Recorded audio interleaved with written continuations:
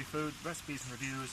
I'm here today at Edible Ornamentals Chilli farm to just take a tour, have a look around, try some of their rare and interesting super hot chilies.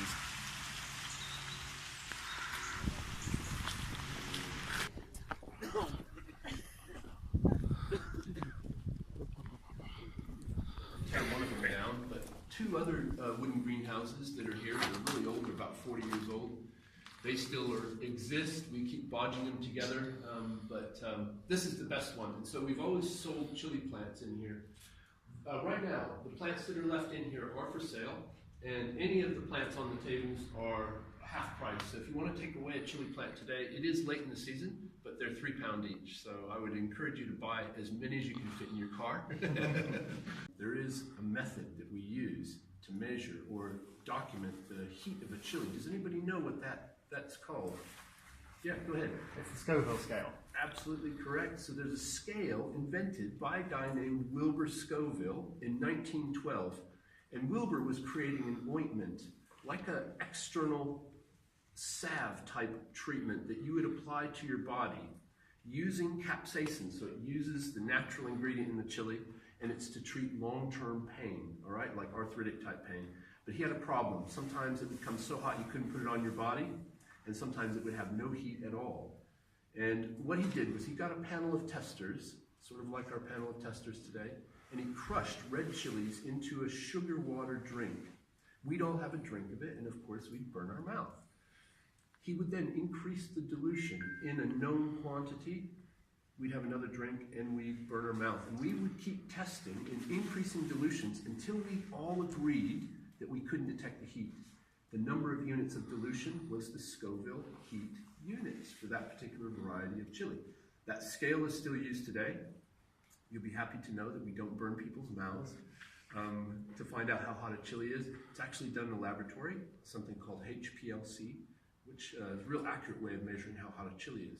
So the scale starts at 0 and it goes to 16 million. 16 million would be pure capsaicin. All known chili peppers are below 3 million Scoville.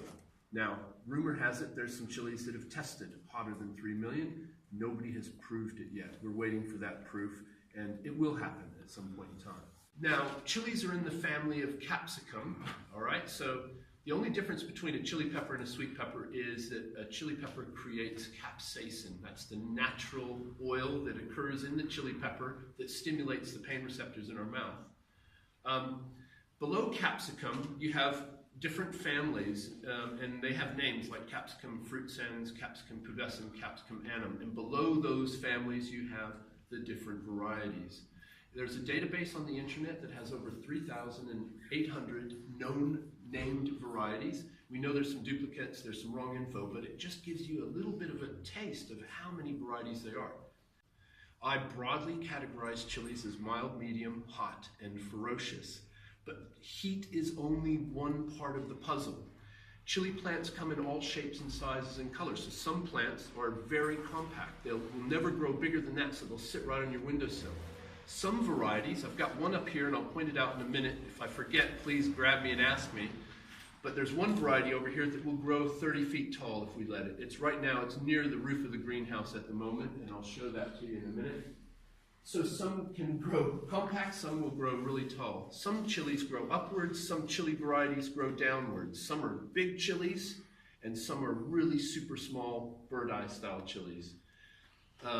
They have different heat levels, and they have different flavors. And this is the important thing that I want to emphasize, is that every chili has a different flavor. So if you make a chili, make a curry with, say, a cayenne chili, and you make exactly the same recipe with the Scotch bonnet, you'll get very different results, not just in the heat level, but in the flavor profile. Okay, mild chilies. We're gonna try a mild chili today, which is called Anaheim. Anybody heard of Anaheim before? A few of us, excellent. So Anaheim is a classic New Mexican green chili. They're green, pointed, they sort of look like a Romano pepper, and they ripen to bright red. They're great for stuffing, and they make a traditional dish which is called chili rellenos. Anybody heard of chili rellenos before? Yeah? Okay, excellent. So if you go to a Mexican restaurant in, say, Texas or northern Mexico, they'll always have chili rellenos on the menu, and it'll be made out of Anaheim-style chilies or another variety which is called poblano. Poblano is a classic Mexican chili, big chili, and one of the mildest chilies on the planet. Where am I going here? So those mild chilies that I was mentioning, the Anaheim and the Poblano, they are stuffing chilies, and the Poblano is about 500 to 1500 Scoville, so it barely even is a chili. The Anaheim is about 2000 Scoville, all right? So now the traditional way of making these chili rellenos is to stuff the Poblano or the Anaheim with refried beans and cheese and sauce, and then smother them in sauce and cheese and bake them in the oven. And they're served two on a plate with rice and beans.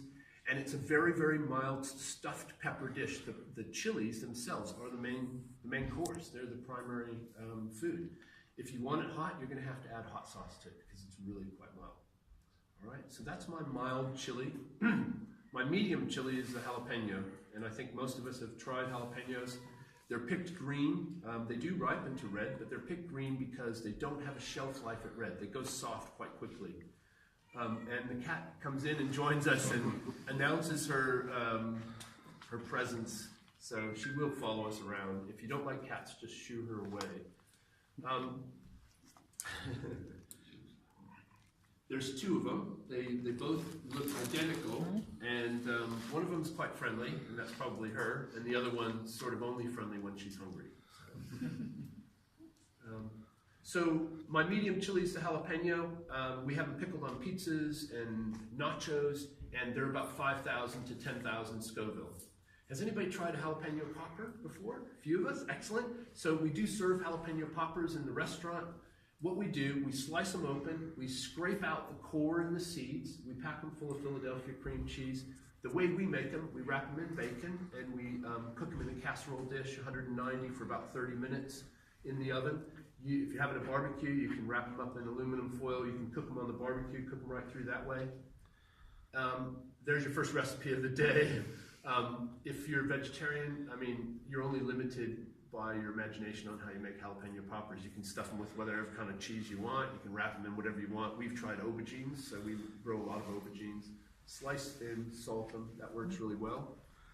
And then I'll give you one more. This last one is called armadillo eggs. All right, now I don't think armadillos actually lay eggs, but armadillo eggs, you actually take the cream cheese and you mix it with something yellow. So like mustard powder, or we use curry powder, and pack it in there so it looks like egg yolk. Encase your jalapeno in your favorite sausage meat. Okay, again, apologies vegetarians, but in your favorite sausage meat. And the best way to cook these, I think, is hot smoked on the barbecue, but you can cook them the same way in the oven if you want. So slice them open. They sort of look like your Mexican version of a Scotch egg. All right, so that's armadillo eggs. And that's a medium chili. So we're into the hot bracket. And there's lots of different hot chilies to consider. And what I'm looking at here is I'm looking at Scoville ratings of, say, 20,000 and up to about 100,000 or 150,000 Scoville. This one down in this corner, it's labeled up as Super Chili F1. This is quite a common variety. They tell me you can get it at Waitrose now sometimes.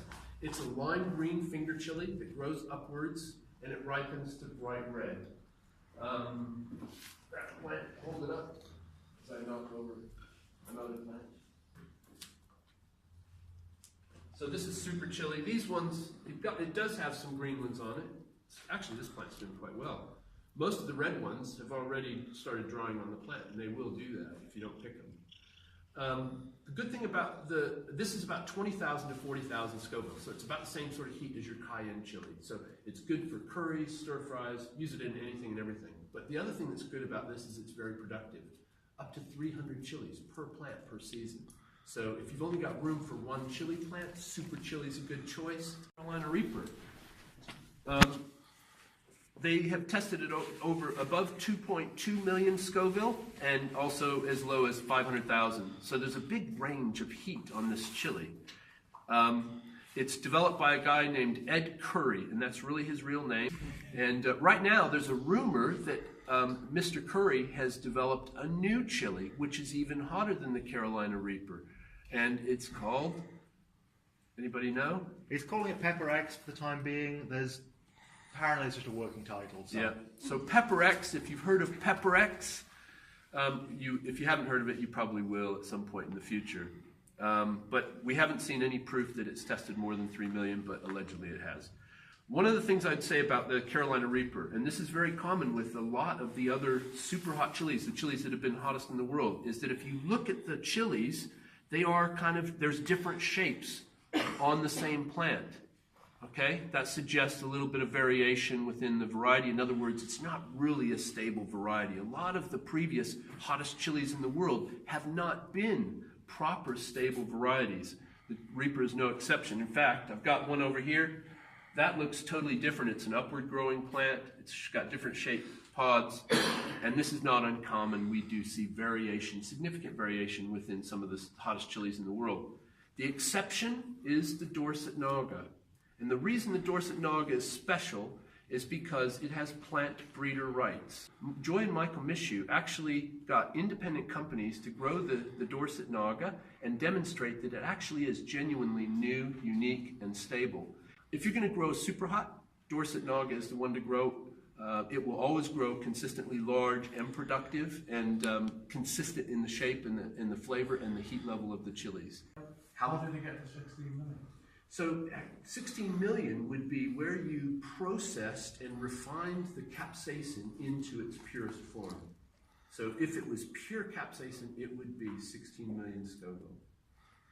So, and we're not going to do that today. We're going to deal with the under 3 millions.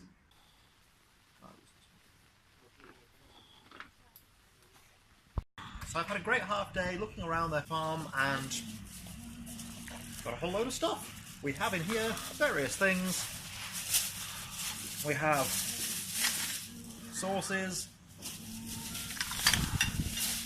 jams,